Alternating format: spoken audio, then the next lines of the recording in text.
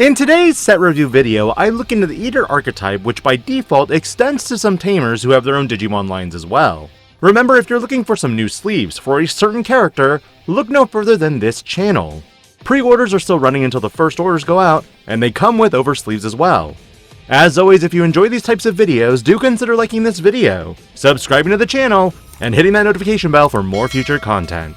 Like the last episode, I'll cover each individual Tamers and their respective archetypes before hitting some final touches.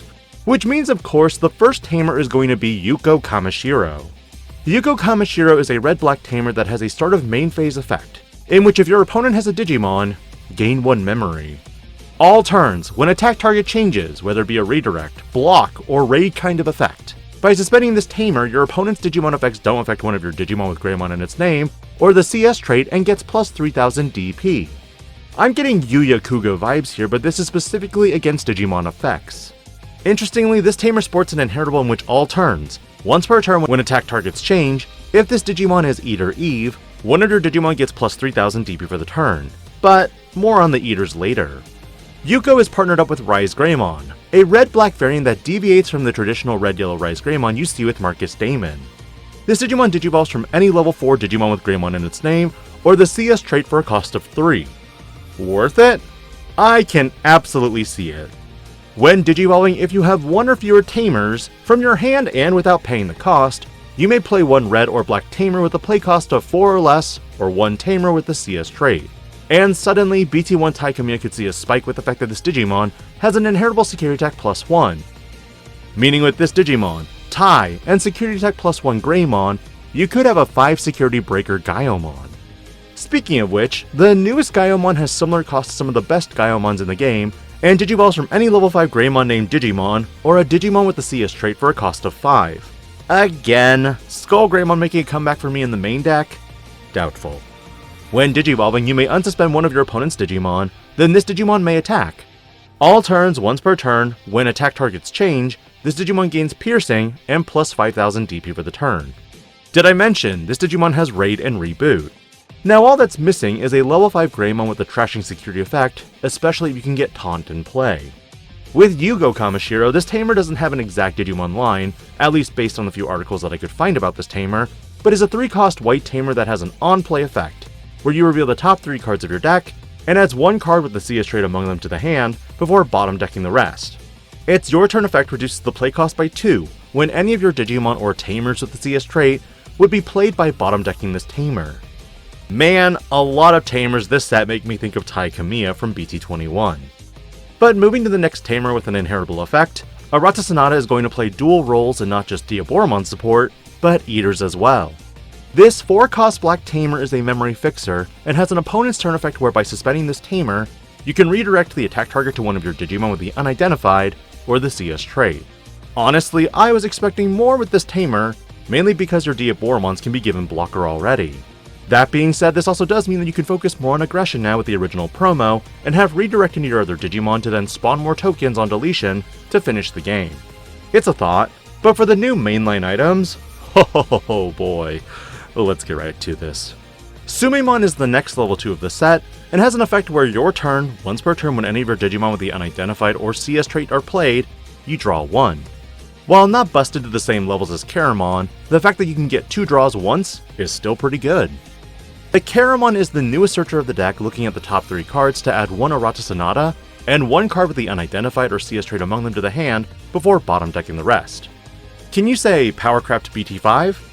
True, this doesn't target Diaboromon options either, but the Digimon are always what's important. This sports an all turns effect in which when this Digimon with Diaboromon in its text would leave the battle area, by deleting one of your other Diaboromon, it doesn't leave. Thankfully, we can now protect Infermons too. Sharing this same inheritable is Kurisarimon, who is definitely going to become a staple moving into BT22. When digivolving, if you have 1 or fewer Tamers, you may play 1 Arata Sonata from your hand without paying the cost.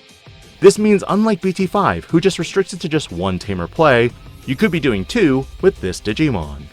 The new Infermon also increases your stickiness to the board, because on play and when digivolving, delete one of your opponent's Digimon with a play cost of 5 or less. Then if you have Arata Sonata or Eater Adam, your opponent's effects can't reduce this Digimon's DP or return it to the hand or deck until the turn ends. Additionally, all turns, once per turn when any of your Digimon with the unidentified are deleted, you may play one Diaboromon token without paying the cost. And considering you could be using your level 3 or 4 inheritables for blanket protection except DP reduction and de-Digivolve, this inheritable could spawn you an extra support. Which means for the last Digimon of this lineup, it's Diaboromon. The newest Diaboromon can Digivolve from a CS trait level 5 Digimon or Infermon for a cost of 3. However, it would normally cost 4 from a black level 5. This Digimon has Alliance and a when Digivolving when attacking effect in which you may play one Diaboromon token without paying the cost. Keep in mind, this effect isn't once per turn. All turns when any of your other Digimon with the unidentified trait are played, delete one of your opponent's Digimon with the lowest play cost. Easy removal. While you could go with the hyper-aggressive promo variant, this one does offer some pre-board removal even if it is the lowest play cost. But moving to the last aspect of today's video, I'm sure everyone is hungry for this support.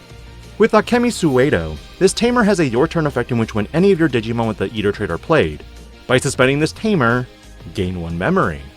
Then if you have 7 or fewer cards in your hand, you draw 1. In some ways, this makes me think of the Cool Boy for the Royal Knights and also implies that unlike cards in Negamon and the D-Reaper decks, the draw power doesn't come from the Digimon itself, but the tamer. This also has a main effect in which you may place this tamer under any of your Mother Eater's bottom Digivolution card. As for the inheritable, it's in all turns while this Digimon is Mother Eater, it gains Rush, Alliance, and Scapegoat. So with the tamer already set up for this lineup, what's the rest of the Digimon look like? Mother Eater is the next Mother-named card. It has a breeding start of main phase effect that looks at your Digi-Egg's top card. Among them you may place one Mother Eater as this Digimon's top Digivolution card. Then if this Digimon has 10 or more Digivolution cards, you may play 3 Mother Eaters from its Digivolution cards without paying the cost. From the breeding, all turns, all of your Mother Eater in the battle area are treated as having 16,000 DP. So with Arata Sonata you can easily redirect into them as giant blockers since they have the CS trait. Their on-play effect simply deletes one of your opponent's Digimon. With Eater, species form, this is the next Digimon to get 50 copies in a similar status similar to favorites like Eosmon, Vemmon, and Eismon Scatter Mode. This 3-cost white Digimon has blocker and an on-play draw 1. With a 1000 DP stat line, oh boy, this is a great blocker.